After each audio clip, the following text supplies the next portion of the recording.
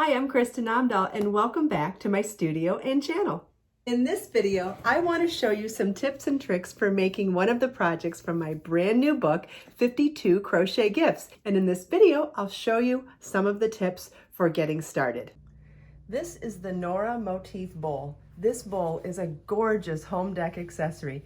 Fill it or leave it empty. Either way, it's a stunning work of art. You will need 1 ball each of Be So Sporty yarn. This is shown in colorways Gentle Violet and Raspberry Coulis, and you'll also need a size 3.5 millimeter crochet hook. We'll be using a yarn needle, scissors, white glue, cellophane wrap, and a large bowl for forming this magnificent piece into a hardened bowl. Let's get started. Just quickly, I want to go over what type of construction is involved for this bowl. You are joining 4 square motifs together for the bottom base of the bowl. Then we're joining 1 motif along the sides of those 4 squares on the bottom to create the walls around the sides. What's interesting though is that when we create the mini motifs to fill in the holes, when we're working up the same side as the base, it's a 4-sided join here. But when we're joining we have a join in between the motifs from this side and the motifs from this side, it ends up being a 3-sided join in there. And there is a schematic in the pattern that goes over where it'll be a 4-sided join and where it will be a 3-sided join. We also have a half motif along the upper edge that helps create a solid straight line along the top of the bowl. In addition to that really helpful schematic, there is also a very detailed chart that's included in the pattern as well, and that's linked in the video description. All right, so we'll start with one of the square motifs, the large motifs, and that begins with a chain 4, and slip stitch to the 4th chain from your hook to create a ring, chain 3, and double crochet in the ring. A double crochet is yarn over your hook, insert your hook in the ring, yarn over, pull up a loop, yarn over, pull through 2, yarn over, pull through 2, chain 2. Then we're going to work a double crochet 2 together in the ring, yarn over, insert your hook in the ring, yarn over, pull up a loop, yarn over, pull through 2, yarn over, insert your hook in the ring, yarn over, pull up a loop, yarn over, pull through 2, yarn over, pull through all 3 loops on your hook. Could also be called a cluster stitch at that point too. Chain 2, 2 double crochet cluster in the ring, chain 2, and we're going to do this for a total of 7 times in the ring.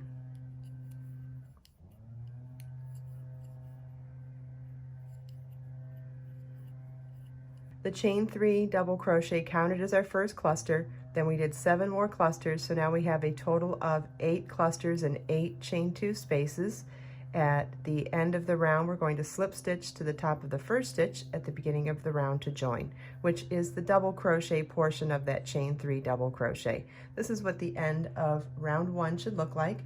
Round 2 begins with a slip stitch into the next chain 2 space, chain 3, yarn over, insert your hook in the same space, yarn over, pull up a loop, yarn over, pull through 2. Now in the next chain 2 space, yarn over your hook, insert your hook in that next chain 2 space, yarn over, pull up a loop, yarn over, pull through 2, yarn over, insert your hook in that same space, yarn over, pull up a loop, yarn over, pull through 2. Now with 4 loops on our hook, yarn over, pull through all 4 loops on your hook. So we worked a 3 double crochet cluster over the 2 chain 2 spaces. Chain 5.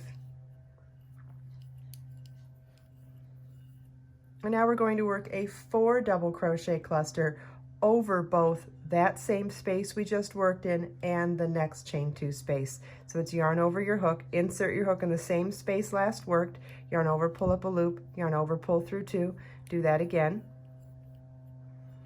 Now yarn over, insert your hook in the next chain 2 space, yarn over, pull up a loop, yarn over, pull through 2, and do that again. And now with all 5 loops on our hook, yarn over, pull through all 5 loops on our hook. And we want to repeat this all the way across, or all the way around. At the end of the last repeat, you want to slip stitch to the top of the first stitch at the beginning of the round to join.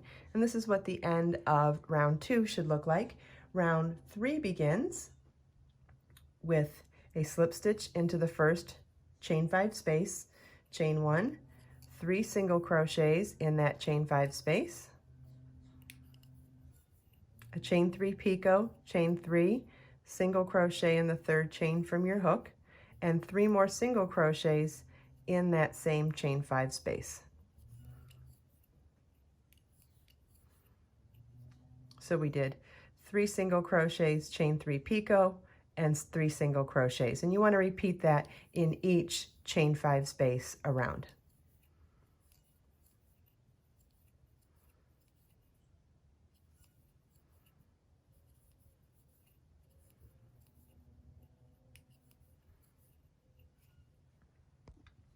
At the end of the round, slip stitch to the first single crochet at the beginning of the round to join. And that's what the end of round 3 should look like, and what the end of your first large motif should look like. I've completed a second motif through, about halfway through the last round. And now I want to show you how you join 2 motifs together with a one-sided join. So we're basically joining in the picots. So we're going to start the next repeat of 3 single crochets in the next chain 5 space. And then instead of a chain 3 single crochet for our picot, it's going to be chain 1, slip 1 into the picot of the adjacent motif, chain 1. So it's the chain 1, slip stitch, chain 1 that counts as that chain 3 picot, and then single crochet into that first chain of the 3. And then come back down to our working motif and 3 more single crochets in the chain 5 space. And I'll set that down so you can see what it looks like. So we have them joined in the picots, and we'll do it one more time because for each join between 2 motifs, it is joining in 2 separate picots. So we'll do the 3 single crochets in the next chain 5 space, chain 1, slip stitch in the next picot on the adjacent motif, chain 1, single crochet in the third chain, that chain 1, slip stitch, chain 1 counting as a chain 3, and then working in our working motif, 3 more single crochets in that chain 5 space. And now we have 2 motifs joined on one side, and you'll just finish this motif the same way we finished the first one. Okay, as you can see, it's now time to do a 2-sided join of the large motifs. And what that means is we're going to do exactly what we did before. We're going to join in 2 chain 3 picots on this motif, and then we'll join in these 2 chain 3 picots on this motif. So we're going to do the repeat as normal on the last round of the motif, which is 3 single crochets in the chain 5 space.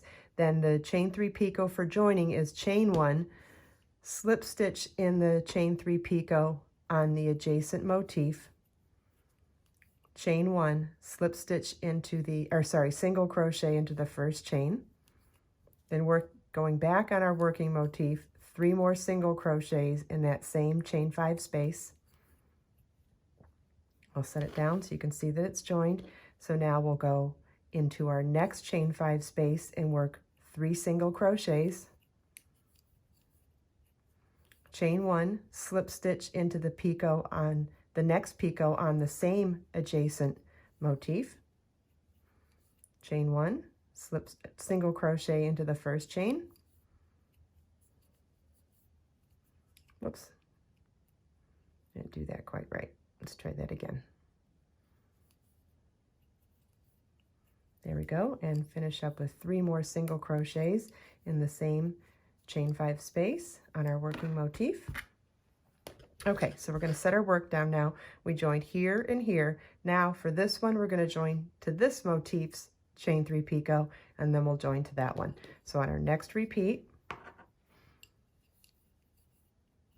3 single crochets in the chain 5 space, chain 1, slip stitch into the picot, the next picot on the next adjacent motif, chain 1, single crochet in the first chain, 3 more single crochets in the same chain 5 space on our working motif.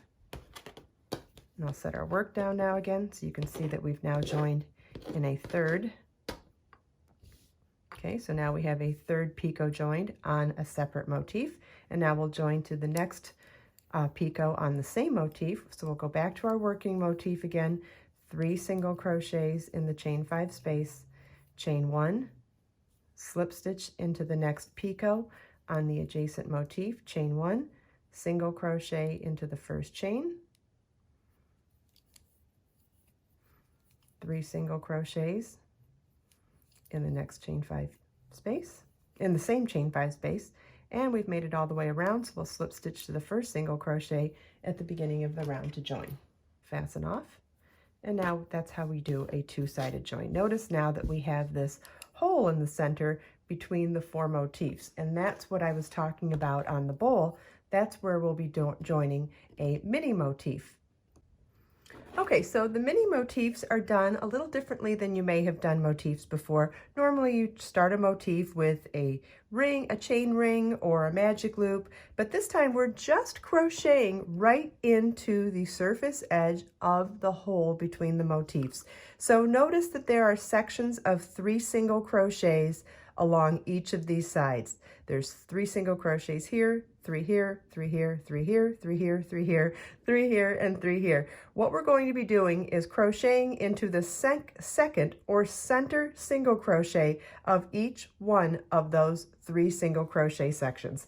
So remember how I said sometimes there's going to be 3 sides joining in between a corner on the bowl, or there'll be 4 sides joining in between 4 motifs. So here's 4 motif join, 4 motif join. In the corner of the square bowl, it's a 3-sided join, and then on the upper edge, it's a 2-sided join. So no matter how you're doing this, there's nothing to really figure out. However many sections of 3 single crochet sections you have, that's how many times you do the repeat. So it's kind of foolproof. We're going to join with a slip stitch to any one of those center single crochets in any 3 single crochet section, and we're going to chain 3 and double crochet into the same stitch. Okay, now working in the next 3 single crochet section, we're going to yarn over our hook, insert your hook in the center single crochet of that 3 single crochet section, yarn over, pull up a loop, yarn over, pull through 2, yarn over, insert your hook in the same stitch, yarn over, pull up a loop, yarn over, pull through 2, and then yarn over, pull through all 3 loops on your hook. 2 double crochet cluster.